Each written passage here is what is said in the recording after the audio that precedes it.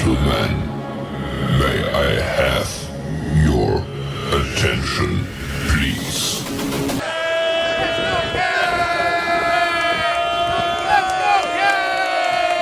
The show starts in 3, 2, 1, go. Good morning, CaneSport. It's January the 30th, 2024. I'm Gary Ferman, the publisher of CaneSport.com, joined this morning by the whole team, our managing editor, Matt Shodell, the great Izubee Charles, and the great Stephen Wagner. We'll just keep it equal. We'll call them both great as we discuss the news of the day. And guys, we've had now 24 hours to kind of unwind and absorb everything that went on this weekend. It was an absolute whirlwind, a recruiting weekend, maybe unlike anything that we've ever seen here at Miami, quite honestly. When you factor in the fact that the Battle 7-on-7 tournament was going on in Fort Lauderdale, it was junior day on campus in Coral Gables. A large number of the top recruits in the country making their way to campus one way or the other, either with their 7-on-7 teams or as individuals. It was enough to make your head spin, and it did. And so I'm, you know, guys, now that there's been some recovery time, let's talk a little bit about it. Izubee, let's start with you. I mean, you had a crazy time up there at Battle, hanging out with Cam Newton, who, you know, had Luke Nickel on his 7-on-7 team. They blew away pretty much the top 7-on-7 competition that really the country has to offer. I mean, most of the top teams were there at Battle competing. And this Miami commit, Luke Nickel, was the quarterback of the winning team. Your thoughts on what you saw from him over the last few days? And does this now mean that Luke Nickel's recruitment is going to get more complicated? Because, you know, yes, he's a Miami commit, but I'm sure there were a lot of schools taking notice how well he played this weekend. He told you he's 100% committed to Miami. Your thoughts on what you saw first from Luke Nickel and Cam Newton 7-on-7 team? Yeah, Luke Nickel, I can tell you for sure, really stole the show at Battle Miami. Like you mentioned, the top 7-on-7 tournament in the country. It's kind of the first big 7-on-7 tournament of the kind of spring. And, you know, coming into that tournament, there was a few teams kind of, you know, the South Florida Expresses of the world, the Tucson Terps, kind of the 7-on-7 royalty that kind of wins everything. You know, I kind of thought they would kind of come away with this, but from the first game, Luke Nickel really showed why, hey, I should be considered as one of the top quarterbacks in the 2025 class. And throughout the weekend, I just kept getting more and more impressed with him. And, you know, you saw the clips of Cam Newton jumping on his shoulders and, you know, lifting him up, calling him the best quarterback in the country. You know, I don't think he was too far off from that. Just the way he played, the way, you know, he kind of commanded the secondary, you know, threw guys open, fitted in tight windows and things like that. It's just like, I was like, wow, Miami really got a steal with this one. And then, you know, after he won that state title, a few more teams kind of came knocking at his door, Georgia's and other programs. And then I believe after this 7-on-7 tournament, more programs will keep knocking on Luke Nickel's doors. But he's really locked in with Miami. He kind of told me Miami believed in him really early, and that has really stood out with him. And he's kind of not worried about other programs and really thinks that Mario Cristobal, Shannon Dawson have the perfect recipe, you know, for success at Miami. He kind of talked to me about the 2023 class and the 2024 class, what they're building, other guys that he's trying to join the class. So right now it seems like Luke Nickel is really, really locked in with Miami. I think something drastic would have to happen for him to kind of back away from his commitment or for another team to lure him away from Miami. So really impressed with him and a lot of other guys, you know, out there at Battle Miami. I want to give a shout out to a guy on South Florida Express, Fernell Brown III. I think he's going to be a guy that sees his stock soar. He recently visited Miami. All those guys got an in-school visit from Miami as well. So I believe Luke Nickel and Fernell Brown III were kind of my biggest, not surprises, but, you know, biggest outstanders, biggest performers this weekend. I think those two guys are guys that are going to be really, really big risers in that next update for the 2025 class. Stephen, you were primarily stationed at Junior Day, morning, afternoon, night. Like I said, just a litany of 2025 prospects coming through campus. If I asked you right now, what jumped out to you, what would you say? Man, that's a really, really tough question. I think one of it was designed to be tough. What do you want me to throw you softballs? I would say kind of one of the bigger things was that I thought I think Derek Nicholson specifically is doing a really, really good job recruiting linebackers in this class. Miami is in the mix for pretty much like any linebacker they want, it feels like. Tarvis Alford, TJ Alford, he's a top 50 recruit. Right now, he's a linebacker who's at the top of Miami's board. Miami and Ohio State right now are in a pretty tough recruiting battle for him. But Derek Nicholson has done a really awesome job with him. Elijah Melendez, Miami's other top 50 linebacker commit. He's completely all in on the Canes, and it sounds like he's considering possibly shutting down his recruitment in full. Even though there are some schools like Florida that are still trying to get him back to campus. But it feels like it's going to be really, really hard to pull him away from Miami just because of how gung-ho he is on Nicholson and Mario Cristobal. And then you've got other guys like Noah McKyle, a 4-star linebacker, another top 50 guy out of California over there in Bonita, where Miami is remaining in the mix for him through all of this. Then, Miami's going out and they're offering guys like Marco Jones. He's a top 100 guy out of California. You just go down the list of all the linebackers in this class. Jaden Perlotti actually came down on Friday and spent some time around Derek Nicholson. And I think that Miami is definitely going to be in the mix there as well. You've got other schools like Auburn and Tennessee and Alabama that are absolutely pushing for him. He's currently committed to Georgia, but I think Miami is right there in that mix. And I think all this is really thanks to Derek Nicholson. I think he deserves a tremendous amount of praise for the job that he has done early on, building these relationships and getting out to a fast start recruiting linebackers in this year's class, because this is a really, really top-heavy class for linebackers, and South Florida has no shortage of them. I think that Miami is definitely going to be in the mix for at least one or two more 4 or 5-star linebackers that I think Miami is absolutely going to be able to get on campus a few more times. It wouldn't surprise me if Miami lands maybe 2 more commitments by the end of December.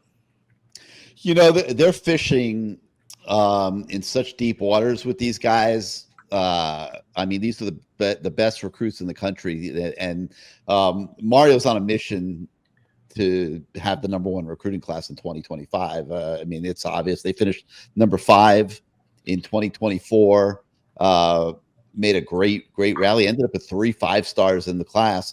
But, you could see that now the legs are really under this staff in terms of, they've been here 2 years now, and they've identified the top players, and they are attacking 2025 with an absolute vengeance. And, you mentioned Derek Nicholson. I totally agree. He is standing out like crazy right now in terms of the quality of his recruiting. And on one hand, it's like spectacular, but me being the worry ward of the group here, it's like, he's an FSU guy, man. And I wouldn't want to see those Noles decide, hey, D-Nick, our guy, is killing it in Miami. We got to do something about that, like they did with Ron Dugans when he was Miami's wide receiver coach and one of the lead recruiters on the staff back then.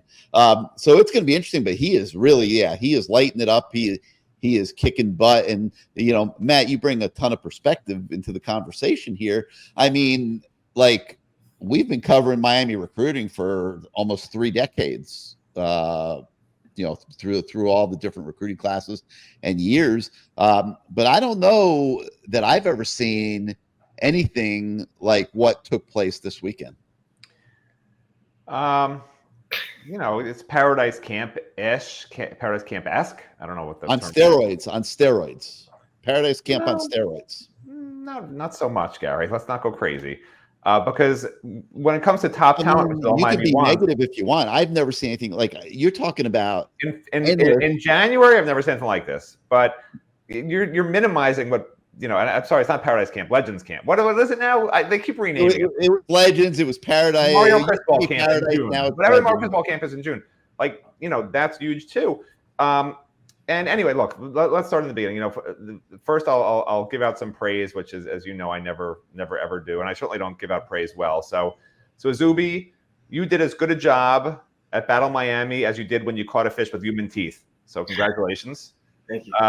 Steven's highlight, from what I understand, it wasn't talking to recruits. It was learning what 3 chefs is and what a chop is. Being from New Mexico, apparently he's been neglected. They don't have chops in San Antonio or New Mexico, huh?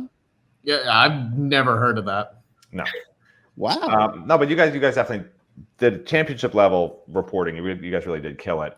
And while Izubee was at Battle Miami, Steven and I were like the maitre d's because these guys were just coming in and we were like greeting them as they were walking in because the coaches, there's only so many coaches, right? And they would come out, Jason Taylor would come out, these coaches would come out and they'd greet some of the prospects and walk them in because they're not going to just say like, hey, go that way, right? And so after Jason Taylor disappeared with a prospect, or this coach disappeared with a prospect, or Dennis Smith runs inside, it's up to Steven and me to make these people comfortable. So we'd be like, oh, hello, welcome to Miami. Can we talk to you for a couple of minutes? And then go this way, sir, and that's where you go to junior day. So we actually had a good time out there. Cam Harris showed up wearing his number 23. I think he's in the whatever that new league is, XFL, UFL, FFL, LFL, whatever. He's playing for that league, which was nice to see him. He looked exactly like he did in college. And Greg Rousseau showed up. The bottom line, fans get excited when there are commitments. So we had so much content. I mean, there's just a mind-blowing amount of content. And Steven was out there from, he's out there Friday afternoon until night, Saturday all day until night, Sunday again in the morning he's out there for a big part of the day. Izubee's out of the tournament all weekend. And they're just grinding away. And I don't know if fans necessarily appreciate the work that went in, because I think fans really are attuned to when there's a commitment. And when there's, when you're in January, and like Gary said, this is the greatest event ever. Well, if it was the greatest event ever, Gary, where are all the commitments, right? Because everybody would be committing. What this did, and Gary wants my perspective, which I have no perspective as a I'm trying to get it out of you. I'm not going to profess to be very successful right now because you're going off on all kinds of tangents. But go ahead. No, I'm not. I'm sharing my information that I have, and then I could hopefully not have to talk in the rest of the show. But my lack of perspective, which is what I really have, is that this was just sort of ground zero, stepping stone, however you want to term it. Yes, this was hosting tons of 4 and 5 stars who have already been to Miami, some just for games, some first time on campus, but a lot of them had already been here. So it was just another chance to get familiar with the coaching staff, see what it's all about, hear the plan Miami has for their future.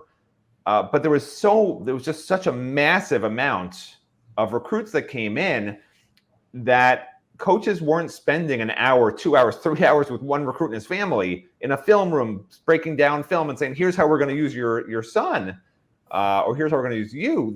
You couldn't do that. That was the only downside to this event. When you have that many massive influx of visitors, it's impossible. So that's really part of the reason why you're not going to get a lot of commitments at an event like this. When you're with a player and his family one-on-one and you show them, here's how I'm going to use you, and the player's already been here 2, 3, 4 times, they're like, that's what I needed to see. I'm committing. And that's going to happen. This is laying the groundwork for that. But that comes on official visits. That'll come on later spring visits when they don't have hundreds, literally hundreds, entire teams, 7-on-7 teams coming through the door. When they don't have that, when they have that time, because it was almost too massive. I don't want to be negative, but it was almost too massive. At some point you got to narrow in on the 30 to 50 guys that you really have a chance with.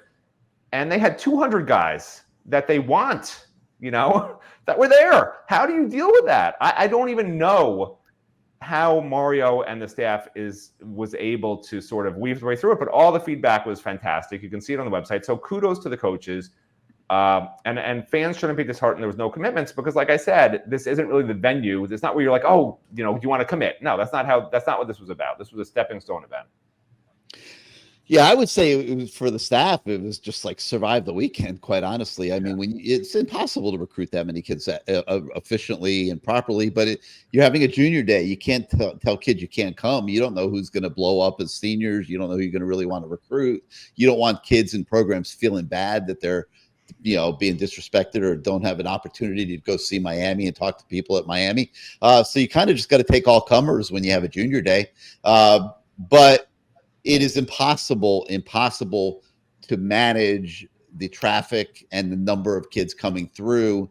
And Steven, so like when you're talking to all these guys as they're exiting, did you last year, I remember, Matt, we got some comments from coaches and kids that were upset that they didn't get more FaceTime.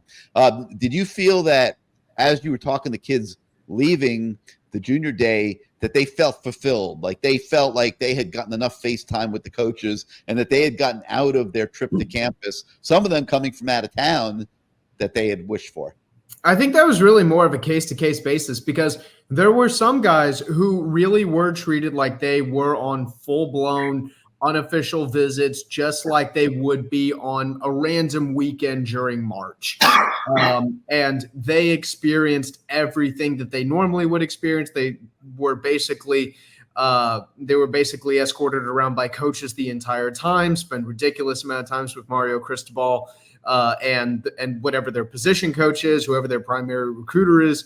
But then there were other guys who you look at them and they are, really major priority guys who Miami absolutely would take a commitment from if they tried to commit right then and there on the spot. And they were only able to be around Miami staff in group settings with their 7-on-7 teams. Like DJ Pickett, for instance, a top 10 overall recruit and a safety. We saw him, and the number one safety in the country, we saw him arrive on campus with, there must have been 9 family members there with him. And Miami staff pulled up 2 full golf carts for him and his family and were driving him all across the entire campus. He went through a full-blown unofficial visit, spent a ridiculous amount of time with the staff and a lot of time with Mario Cristobal as well. And it was just a normal unofficial visit for him. You can kind of forget the fact that there's a few other 100 guys on campus. DJ Pickett was still getting that full VIP treatment. However, there were some other guys, top 20, top 30, top 40, top 50 dudes who Miami is talking to, texting and calling every single day, who Miami has gone to see in person at their school. And they were only able to get a handful of minutes with Mario Cristobal, and in some cases weren't able to get any one-on-one time with him at all. And I heard a number of guys say, I was able to meet with, Coach Adai or Coach Cristobal or whomever. And really what happened was we were in this big group setting. He was, addressing our entire 7-on-7 team. And then the coach pulled me to the side for literally a quick minute, literally to just, squeeze in a handful of words just to get, an inkling of FaceTime, but really not nearly as much as you'd normally get on a full unofficial visit. And I think, to Matt's point, this is just a result of the overall sheer volume. Because this guy might absolutely be a priority to Miami, but the fact of the matter is you've got 12 to 15 other guys who are also really, really big priorities who are rolling in right after him, and you are trying to squeeze all of these guys into a very, very condensed window. So I think the biggest goal for Miami with a lot of these guys this weekend was simply just to get them to want to come back to campus a second time. Because I remember last year, whenever a lot of guys came down for junior day, and then we saw them, making return visits to campus for more unofficial visits later in the year. We heard a lot of guys saying, I wanted to get back down to campus because I wanted more FaceTime with the coaching staff. I wanted to get a better feel for it because I was here on junior day, but all we really did was, we kind of walked around and we talked in a big group setting. And, then Kevin Beard pulled me aside and he said, "Hey man, we think you're a really great player and we're going to recruit you." And I said, "Okay, yes, sir." And then I left, and that was about that. So I think the biggest goal here was really just get these guys back on campus again. And I think once we do start seeing guys coming back to campus after the February dead period, I think then we're going to start getting a real feel for just where Miami's starting to sit with some of these guys. Right now, there are a handful of guys where we very clearly know where Miami sits. Other guys, it's a little bit murkier. But, keep in mind, we're also just 1 month into the new calendar year, and 1 month where the 2025 class has been the sole focus, or has been the overwhelming focus of this coaching staff. So we still have a long way to go. All right, so we're not going to talk about every story. There's too many of them. They're all on the website. They're cataloged in a content item that's prominent on the site. If you haven't had a chance to catch up on all the goings on of the weekend, make sure that you do that. The coverage is just really off the charts. And if you like what you see, and you're not yet a subscriber to CaneSport.com, well, I guess if you're not yet a subscriber to CaneSport.com, you won't be able to see all the stories. But hopefully, if you want to become a subscriber to CaneSport.com, when you see all of the coverage, I'm going to pop this offer up on the screen right now. You can get your first 2 months of CaneSport for $1, and it's a special offer we got for you guys that are not yet subscribers. You use the code CANES1 when you sign up. And hopefully you will be with CaneSport for a very long time because you love the work that we do as we toil every single day to enhance your fan experience. So tons of coverage. We'll have more coming all week long. So make sure to look forward to that. But we have a couple more stories that are on the website this morning as a continuation of that coverage. We got a story with Cortez Mills. He's a Homestead, Florida 4-star wide receiver. Seems to be a big Miami priority in this cycle. He was on campus over the weekend. We get his review. We also have 4-star 2026 quarterback Dia Bell. He is the son of former NBA player Raja Bell. Also seems to be, he's 2026, so we don't know, what the quarterback recruiting will look like in that class and how it'll continue to evolve. But for right now, Dia Bell is getting a lot of Cane attention, and he returned to Coral Gables for the first time this year on Saturday, and he shared with us where things stand. We got an update on 4-star athlete in the 2026 class, Kendra Harrison, as well. Right now, he is the number 1 athlete and the number 8 overall prospect in the 2026 cycle. So we check out where he's looking. The 2024 class is obviously in the books already. A lot of them are on campus, but the final rankings are now out. And it was huge news from Miami defensive line signing Marquise Lightfoot, who was elevated to 5-star status in these final rankings. Guys are watched for really a couple-year period, and the rankings are constantly updated. And Marquise Lightfoot really, really, really popped in the postseason at the All-Star games. And, Izubee, I'll start with you. Lightfoot's a guy that, we've all been watching because he was such a Miami guy all through this process. Your thoughts that he's now a 5-star? Yeah, I feel like it's something that's well-deserved, honestly. I know Steven had the chance to watch him live in San Antonio, and I watched that, All-American Bowl game, on the television. And, every time Marquise Lightfoot lined up, it seemed like he was beating his, defender right off the snap, getting that backfield. If he wasn't getting sacked, he was causing pressure. He was causing the quarterback to roll out. And, he's 6'4", around 200 pounds, and I feel like he has such high potential because his frame and how much he can fill out and just how well he moves at the size. And throughout his high school career, he was extremely productive. During his junior year, had over 100 tackles, double-digit sacks, double-digit tackles for loss. And then, senior year was a little bit banged up, but came back strong in that All-American Bowl. And, he kind of got the well-deserved, recognition, shooting up to a 5-star, number 10 overall prospect in that 2025 class. So a well-deserved kind of boost for him, headed into Miami. And another guy that I kind of want to talk about on the defensive line is Booker Pickett. Another guy that was extremely productive in his high school career at Wharton in Tampa. His coach told me kind of before I really got to see him live or watching film, said he had the best get-off he's ever seen in his life. And watching him at the Under Armour All-American game, it was true. Like Lightfoot, he was probably one of the most, if not dominant edge rushers in that game and got a well-deserved boost. So, great to see Miami bring in that top defensive class, in my opinion, and according to the rankings, the top defensive class in the 2024 cycle. So I feel like Jason Taylor's going to have a lot of guys to play with next year. And, that defensive line unit seems like, it's going to become one of the best on the Hurricanes over the next few years. Steven, Your thoughts on the Lightfoot ascension to 5-star? Yeah, the moment where I really knew this is a guy who probably is going to get a really big bump was he was absolutely destroying 5-star South Carolina offensive tackle signee Josiah Thompson.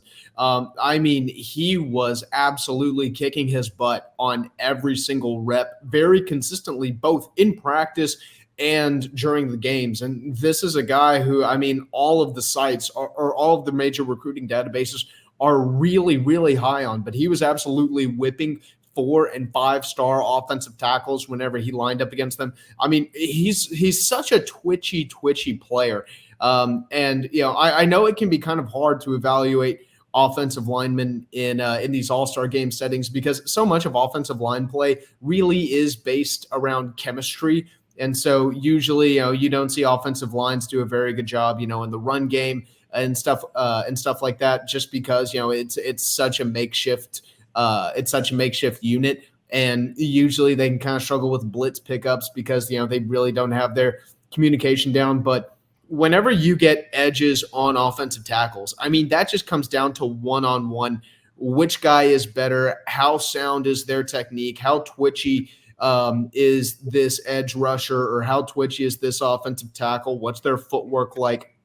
And we just saw Lightfoot very consistently use his speed, use his length to absolutely whip guys around the edge. He's got really, really good bend for his size. And yeah, he is a little bit undersized at 225, but 20 pounds of muscle is not hard for a college athlete to put on.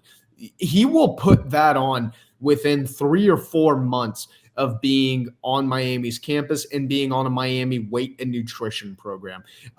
This is a dude whose stock has steadily risen. I remember whenever Miami first offered him about a year ago now, honestly, he was really just kind of a middle of the pack 3-star guy that Miami staff just happened to have very, very high grades on.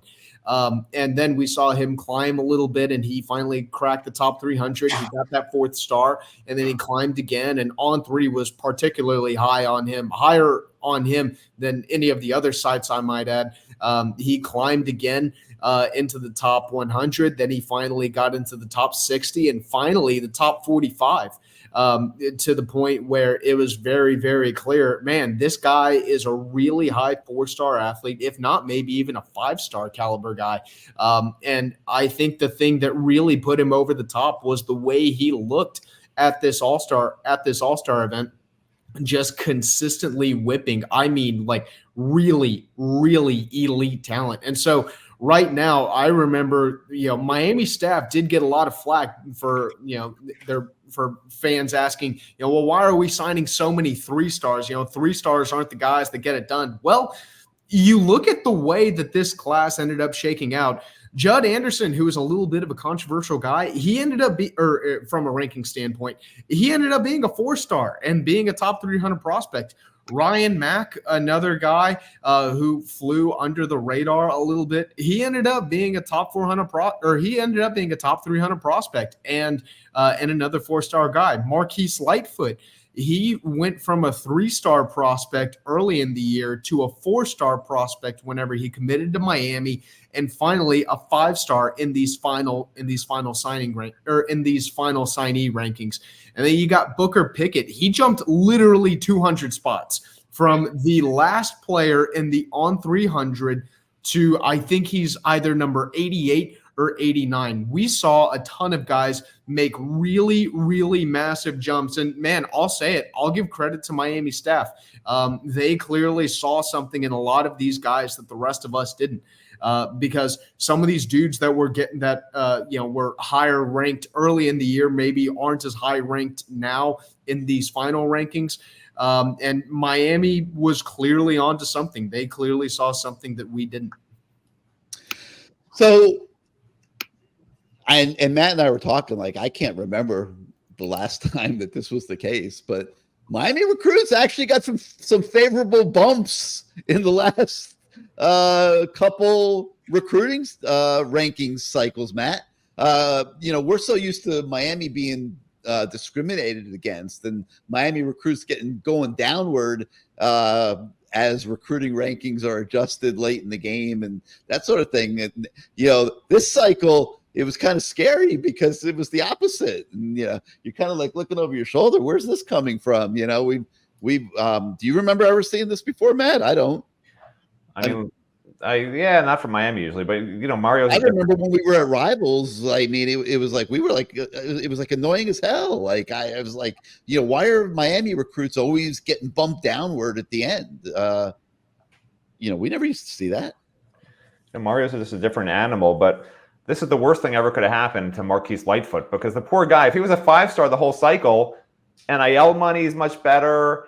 I mean, schools would be like going crazy over him. Because believe it or not, you know, as much as fans are salivating like Stephen Wagner over a chop from Three Chefs when it comes to 5-stars, coaches love 5-stars too. And not just because, you know, coaches don't want their classes to rank 30th, 50th, 100th. Coaches want to excite the fan base. You know, believe it or not, they don't just say, okay, you know, I want to find a 2-star and a 3-star who's going to be amazing and everyone's going to give me credit for discovering him. Like, no, they want top 5 classes, top 10 classes across the board. These coaches everywhere, they want that. So it's great for Miami that finally a network has come to its senses and realizes that the Miami Hurricanes that have not been relevant for 22 years have a great recruiter as head coach. You know, while Stephen was talking for the last 55 minutes, I was looking up the 5-stars from different networks. Since 2012. 2012, I think, unless I did my math wrong, there's only been a handful of them. Am I wrong? Like Mario's gotten as many 5-stars since he got here as Miami had between 2012 and 2022. I mean, you know, James Williams, Lorenzo Lingard, Chad Thomas, Duke Johnson, and Tracy Howard. I think that's it. I don't know. I was trying to figure it out. But out of those guys that I just mentioned, by the way, you know, Duke Johnson is as famous as he is, you know, he's done pretty well in the NFL, not great. Like he was really good at Miami, really, really good. But the other guys, you know, Tracy Howard was pretty good. Chad Thomas was pretty good. Lorenzo Lingard didn't pan out, and James Williams was pretty good. But when you point to them as like, you know, these difference makers who just carried the team, you know, maybe Duke to an extent did, but not to a championship level while he was here. So, you know, the question is, these 5-stars, and I've talked to coaches about this before, not from the current staff, but previous staffs. These 5-stars come in, they're very, very difficult at times, depending who they are, to train. They're very, very difficult. They've always been told they're the best, they're amazing. And then all of a sudden they hit a wall in college because guess what? They're no longer playing in high school. They're no longer playing against players that are their age. They're playing against players that are 4 years older, 5 years older, 9 years older. Cam McCormick. And it's different. And how they respond to that is something you don't know until they get on campus. You know, I always like to tell the story about Curtis Johnson with Kellen Winslow Jr. and how he would literally just scream at him and berate him throughout practices to try and, you know, I don't want to use the word break him, but at least get him to be like, I'm not the greatest. Like, I have to work. Because these guys come in sometimes and they need to grind, which is why I like a guy like Lightfoot, who began, I think, as a 3-star, right? Yeah. He started as a 3-star. Yeah. So a guy like that, you already know he's going to work because he's hungry. He was a 3-star. He was a nobody. He was just one of 1,000, you know, and he worked his way. I had a Tiger. Yep. Yeah. So that's a guy where I'm like, okay, he wasn't always told how great he is. He wasn't the elite of the elite for his whole life. He had to earn it. So that's a guy I'm not worried about. And you can give him 5-star status, 4-star, whatever. But you know that guy's not going to come in here with a big head and be like, I'm a 5-star. You know, I'm the greatest in this class. You know, there's only been a handful of 5-stars at Miami in the last 14 years, 12 years, whatever. He's gonna be a worker. And not taking anything from, you know, Francis Mauigoa obviously is a worker. You know, I'm not down talking Mario's recruits at all. But I'm saying in general, big picture, this has been how it's been at Miami with 5-stars in the past sometimes, dating to Willie Williams, one of my favorite recruits of all time, who predates Stephen and Izubee. They probably weren't even born when Willie Williams signed with Miami. I didn't even know who that is. What was it, 2004, Gary? Is that what it was? I can't remember what that was. Yeah, I was in kindergarten. He was supposed to be the greatest defensive player of all time, and he wound up just struggling with his mentality and wound up in jail. And it's a sad story. I mean, because a really, really gregarious guy. But anyway, I digress for once. Back to the point. Mario's killing it in recruiting. He's always killed it in recruiting everywhere he's gone. And now it's just a matter of stacking classes and developing. And you can see where the train's heading. It doesn't take a rocket scientist like me to be able to say Miami is going to be in the playoffs in a few years, as long as they keep doing what they're doing. And I say a few years. I've already said I think in 2 years they will be. And an outside chance now with this easy schedule next year, an outside chance for this to happen next year with Cam Ward, who I didn't envision being the quarterback when I made my 10-win prediction at the end of last season, with Cam Ward on deck, I was telling Gary before, the last time Miami had an offense that's ranked in the top 20 in total offense in the same year that they ranked in the top 20 in scoring offense, Gary knows the answer, but Izubee and Steven, take a guess. What's the last year a Miami team was in the top 20 nationally in total offense and scoring offense in the same year, which they sort of go hand in hand, but take a guess. How many years do you think it's been? I looked it up. I'm gonna guess that De'Aaron King team. Yeah, they Rhett Lashlee team. Okay, what about you, Izubee? When Ja'Cory Harris is quarterback. Hey, shout out. Giving a shout out to my guy Ja'Cory. I can't say Ja'Cory anymore. I say Ja'Cory. Ja'Cory Harris. No, it's Ja'Cory Harris. It actually was 2003.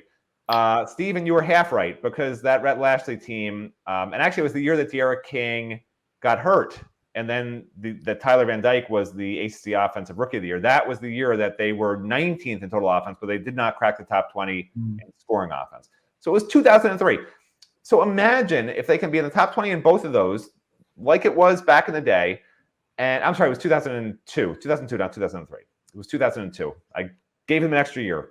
It was so long ago, you almost can't even use that phrase back in the day anymore. Yeah. It's like I give him an extra year, just like Cam McCormick. They're such distant memories. Yeah, but that's the point. That's how long it's been since Miami's been even relevant offensively, right? Because if you're not in the top 20 in scoring offense since 2002, you're just not a good offense for 22 years, right? So I think this could be the year. This could be the year in the top 20 in both those categories. And history at Miami shows when you're in the top 20 in both those categories, especially with a decent defense under Lance Guidry, like they should be right there for an expanded playoff. There's no doubt in my mind. I think they have a 44% chance of making the playoffs this year.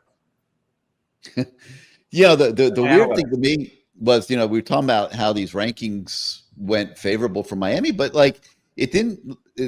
They still stayed at number 5 in the team recruiting rankings. Now, that's better than number 8 where they were a couple months back, but it only still got them to number 5 because of the way that the system works. And, Miami had 3 5-stars. There were 2 schools that had more, and that was Georgia and Alabama. They each had 5 5-stars. Just absolutely amazing job of recruiting by those 2 schools. And it might have been the last hurrah for Bama because, with Nick Saban retiring, I don't know that they're going to be able to sustain that. The surprising one was Oregon, which was able to hang on to the number 3 spot despite having 0 5-stars, but they had 18 4-stars. And that's how they made up for it in middle depth. Miami had 10 4-stars. Oregon had 18.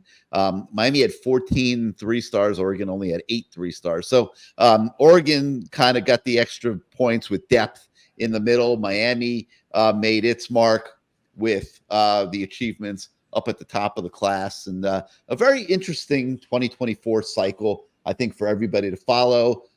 We've enjoyed covering it every step of the way. And now are turning the page to 2025 with a vengeance. One other thing on the website today that I want to mention is that our 30 for 30 series of the team's top 30 players with 30 or more reps of experience last season continues. We're getting to the nitty gritty now. And today we're taking a closer look at number 4 defensive end, Akeem Mesidor, hoping like everybody that he can return back to complete health and can become an impact defensive end for the Hurricanes, like it looked like he was on course to be before injuries started to set back his career.